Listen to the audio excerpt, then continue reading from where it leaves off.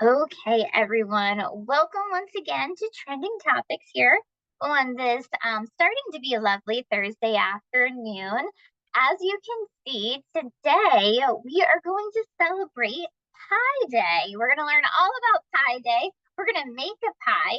Now, Pie Day is tomorrow, and if you're not familiar with Pie Day, we're going to chat all about why it is tomorrow, okay? Um, so let's get into that here. So Pi Day, if you're not familiar with pi is a constant used in mathematical and scientific calculations, all right? So doing a little math lesson here. Don't get worried though. We'll get to the good stuff, the pi. But typically these equations are used in geometry, trigonometry, and calculus. I know the first time I learned about it was in geometry. I was in ninth grade. And I remember my math teacher saying, yeah, tomorrow's pie day. And I'm like, pie day? Like, I'm thinking baked pie, but I'm sitting in math class. She's like, no, no, pie. And then we started learning about pi, which is the ratio of a circle's circumference to its diameter. So, little review here about math. A circle's circumference is the round outside part of the circle, okay? Its diameter is that line that goes across the circle. A radius would be like a dot in the middle of the circle to the other half of the circle. All right, so circumference, think C, circumference circles, the outside. The diameter is the line that goes the whole way across the circle. So to find out pi, you divide the circumference by the diameter. And that number typically comes out very close or right on the dot to 3.14. All right. So that symbol down there on the right, that is the symbol for pi. And that would go right into a mathematical equation. And if you saw that symbol, you would know that it stood for 3.14 in whatever calculation you were doing. Okay. So that is why we celebrate Pi Day tomorrow, because tomorrow is March 14th or 314. Pretty cool, huh? I think it's cool because I'm a nerd and also love pie. So, it is a great way to celebrate math, science, and pie all in one. It was started back in a science museum in 1988. I believe the gentleman's name was Larry Shaw. And yeah, people have been partying with pie ever since, right? So good times with pie. And I hope that you're celebrating tomorrow. If you would like to celebrate tomorrow and not make your own pie, maybe pick one up in our stores. We are doing a 1-day sale that starts tomorrow. Okay, so this image is from tomorrow's circular, where you can pick up either a sweet or a savory pie, which I don't know if we've done this in the past. We might have, but this is the first that I've noticed that you can either get a sweet pie from our bakery or you can get a chicken pot pie. I believe this is in the frozen section. Okay, so to each their own. I would go the sweet direction. There's lots of varieties. Okay, I checked them out at the store this morning. They're starting to put them out, but mind you, the sale starts tomorrow. But tons of varieties. So hit up the store tomorrow to get that $3.14 sale on pie. All right. So why are we talking about pie here in a dietitian class? How does this all fit? Well, for the month of March, okay, it's National Nutrition Month. And every year for National Nutrition Month, there is a theme. If you guys didn't know it already, dietitians love themes on a giant Martin's level to a national level. So the theme this year for National Nutrition Month is food that connects us. And what we are really trying to promote with that is a celebration of how food can bring family, friends, and cultures together. Okay. So these are pictures here with my gram. And I grew up with my gram, and she instilled cooking and baking in me, as well as my daughter. Okay, some of you, if you've been hanging around with me for a while, have met my gram in classes. Okay, down there on the right, we did a pickle class together a few years ago. But she's no longer with us, so I'm trying to hold in emotions right now. But definitely, food is a way to connect us. And I'm just going to take a minute here and say, I feel like we have a lot of grandmas on our classes. And so this is my way to say to you guys that you are 100% appreciated as grandmas. Take that time with your kids, your grandkids, to instill all that you love about food, because definitely meaningful. So, all right, I'm going to stop um, crying now. Sorry, guys. We're going to talk about our recipe today, which is a cherry crumb pie. Okay, I love making pies with my gram. This was a pie that she always made for me. It's actually not one that I made with her, because I always felt like, well, it can't be as good as Gram's, right? She taught me how to make a lot of other ones. This is one that she would make for my daughter and I, but we're going to do it today, okay? We have a really great recipe from our Savory Recipe Center for cherry crumb pie. You can see the ingredients here. We're going to change it up just a tad as we go along. And the biggest change is for those 4 cups of frozen cherries, rather than using sweet cherries, we are going to be using tart cherries today, okay? That is my favorite type of cherry pie, is a sour cherry pie. You're going to find these oh, hold on, let me get to that side in a minute. You're going to find these in our frozen section. I'll show you more about them in a moment. But also, you might be looking at this recipe and thinking, dietitians, pies, like, still, what are we doing? And I wanted to share this slide with you guys to say that even though we are dietitians, we do everything in moderation, okay? Jenna and I shared with you guys last week that yesterday was Registered Dietitian Day.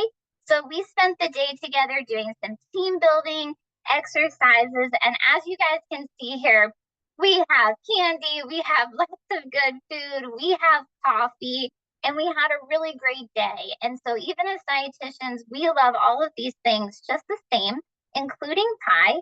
And so you can too, right? Once again, everything in moderation, everything has a place.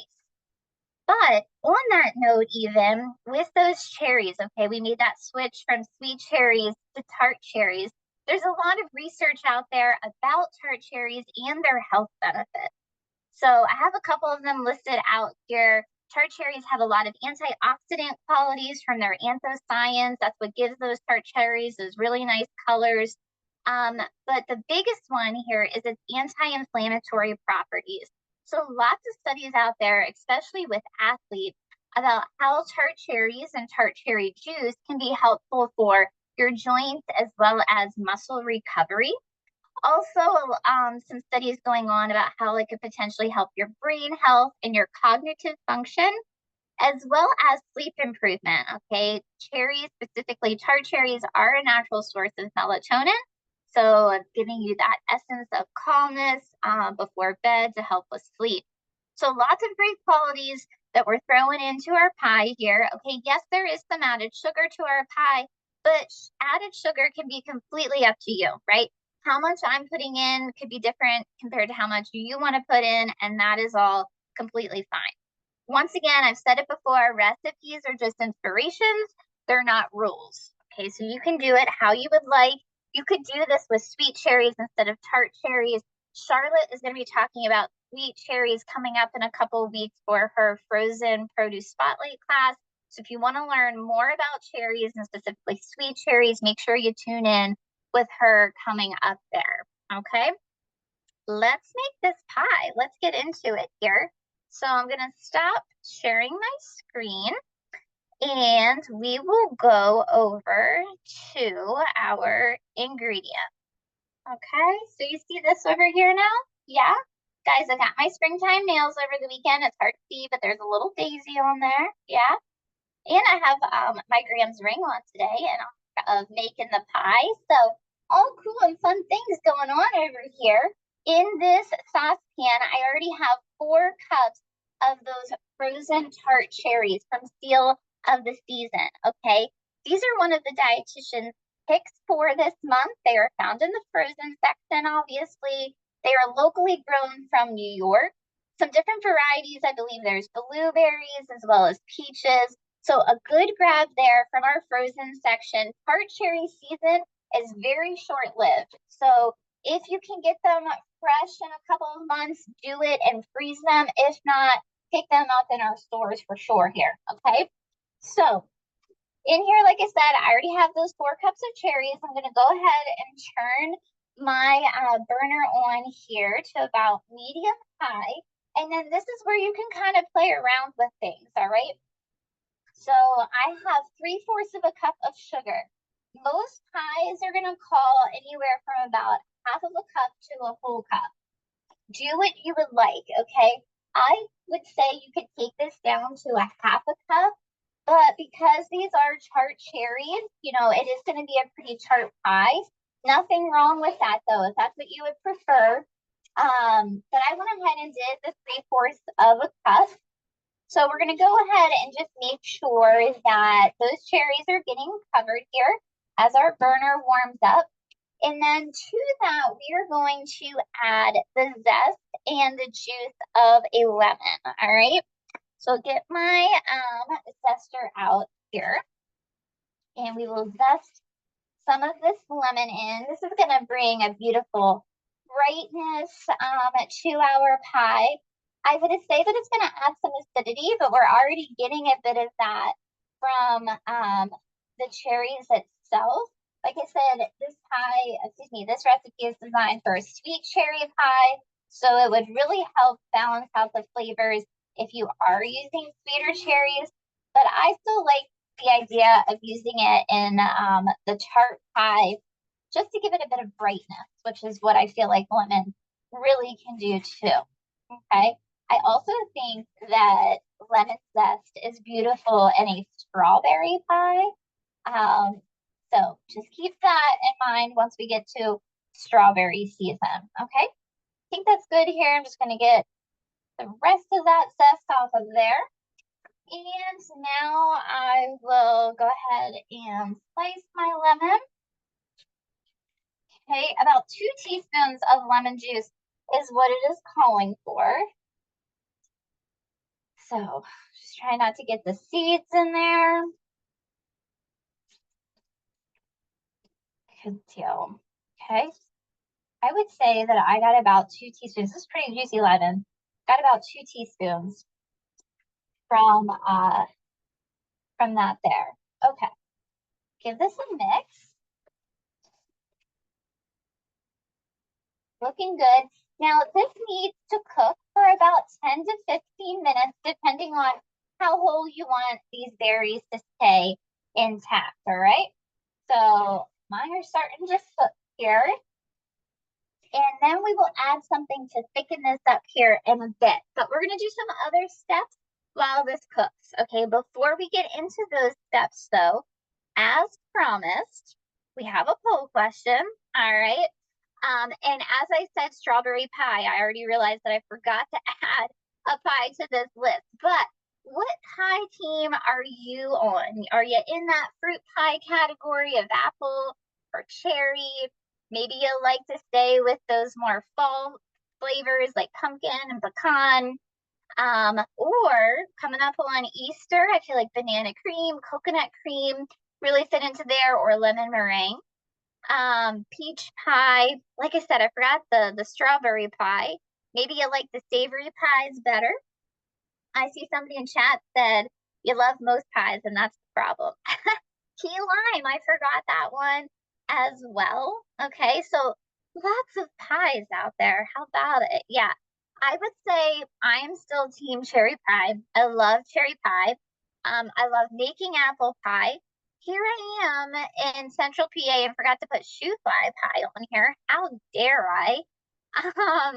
But I do love banana cream and lemon meringue as well. The first time I made lemon meringue was also with my gram, and she had never made one, but she knew that it was kind of like a big deal. And she was like, Shayna, like, you can't just like whip a lemon meringue pie out of your hat here. Like, you got to do things right, and it's a science. And I'm like, oh, it'll be fine. Well, it took a couple of times to get that right, but it finally did. Oh, sweet potato pie. I love a sweet potato pie, especially making with purple sweet potatoes. So we'll go ahead and end this poll. Out of what we have here, it looks like apple is still the strong winner, but there's a lot of pies to be had, so we're kind of all over the place. A couple of you mentioned you don't like pie. That's okay. Some folks are cake people. Some people aren't just sweet peoples at all. So that is fine as well. All right. Now, as you can see here, we're starting to bubble up. That lemon juice and zest is getting in there. Looking good. Okay, so now we need to work on, don't mind me, I'm gonna move the camera around here. Here we go. Okay, we're gonna work on the crumb topping. This could have been another poll question because I feel like this is a heated debate sometimes about what type of topping do you like on your pie. Okay, I personally like a crumb top better than like just a regular pie shell or a lattice or anything like that. I love a crumb topping. Oftentimes I'll put oats in my crumb topping. I'm not doing that today, but it's an option. Okay. I see a lot of you are saying crumble. Good, good, good. All right. In this bowl here to make our crumb topping, I already have a cup and a fourth of flour, just regular all-purpose flour.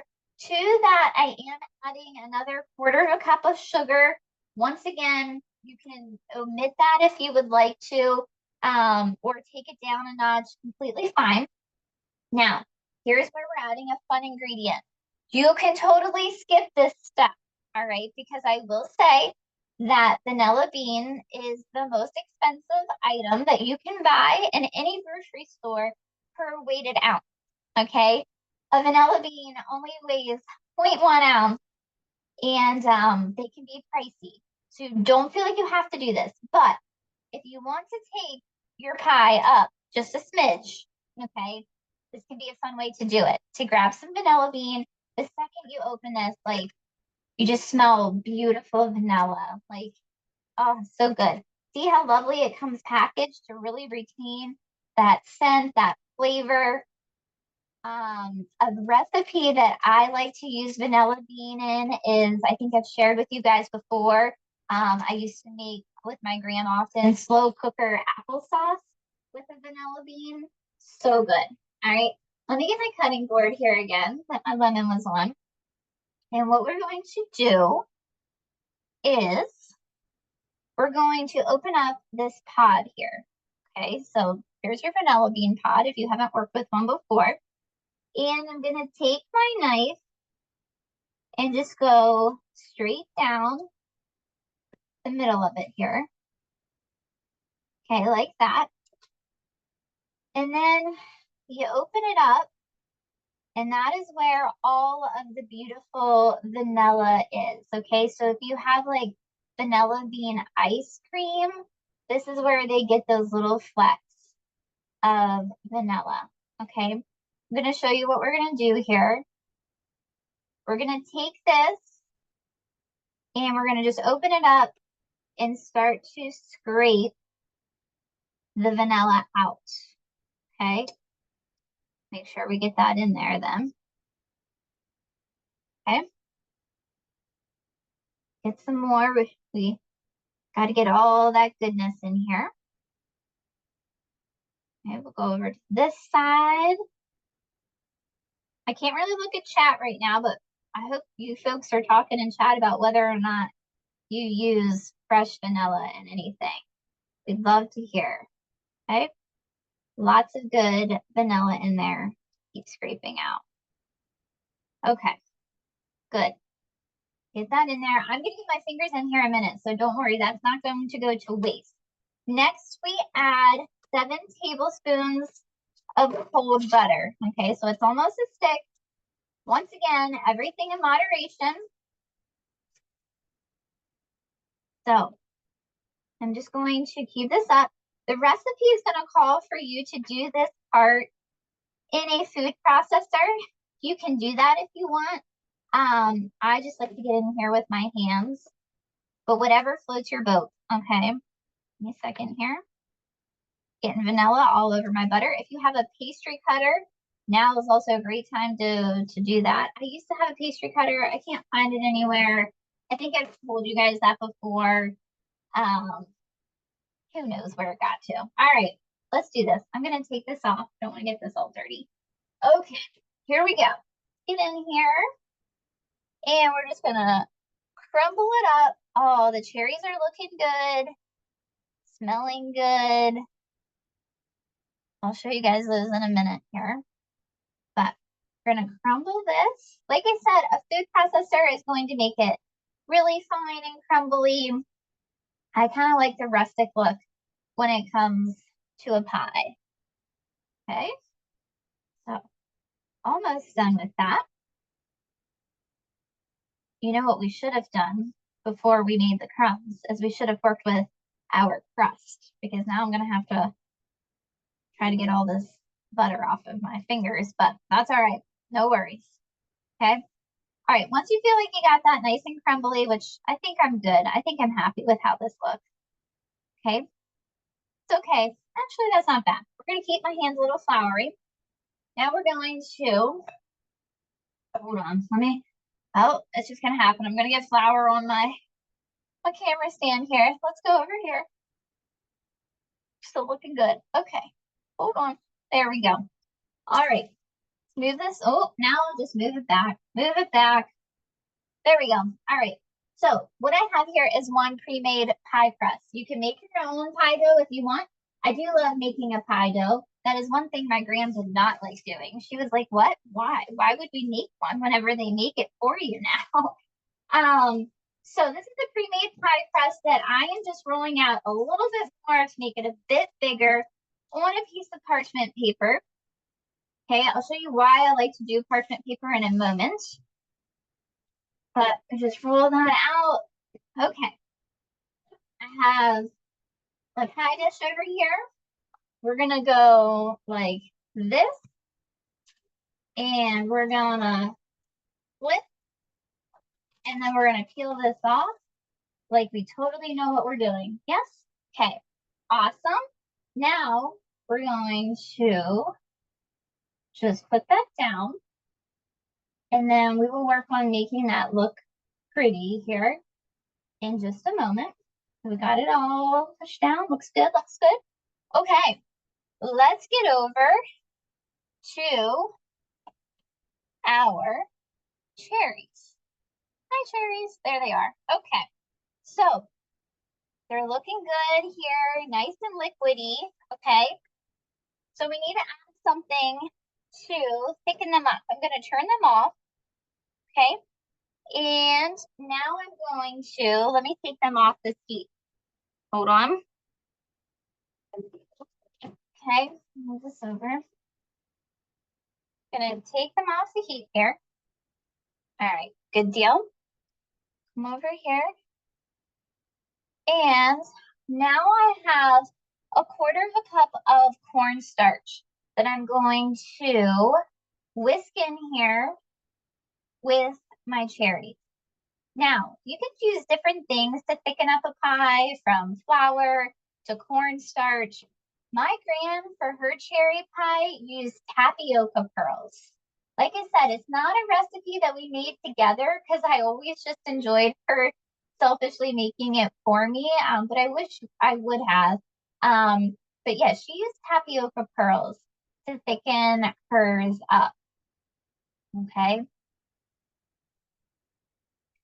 All right, so we just give that a minute to get a little bit thicker, and then we're going to pour it into our pie shell, okay? I have my oven going at 350. Now, let me chat with you guys about this a minute. This is a little bit different from the recipe, okay? The recipe calls for, let me take you back over here to our pie shell. The recipe calls to prick this with a fork and bake this in the oven, par bake, or blind bake as it's called, for 15 minutes, okay, at 400. I am not a fan of doing that unless I'm making like a custard pie or something of that nature, okay, because I'm just not a fan of doing it. You have to have dried beans or pie weights to put on your pie so it doesn't puff up while it's in the oven without anything else on it. Okay, you can totally do that if you want to. For me, with a fruit pie, I just like to cook it longer at a lower temperature. So I will have this in the notes for the follow-up. We're going to bake this at 350 for an hour instead of doing what it suggested at 400 for 15 minutes and then 30 minutes. You do need to keep an eye on it to make sure that nothing burns. But that's how I'm going to handle this here. Okay. So cherries are looking good. It's a little juicy, but that's okay. But because it's a little juicy, I do think I'm going to use my slotted spoon to put them into my pie crust, and then I'll drizzle some of the liquid on top. Okay, I just don't want to go crazy with the liquid to start, but we will get it in there. Oh, I'm already making a mess. That's all right. Okay. All right, now let's go ahead and we'll pour the rest in. Put this back here. Just make sure you guys can still see. Okay. Here we go.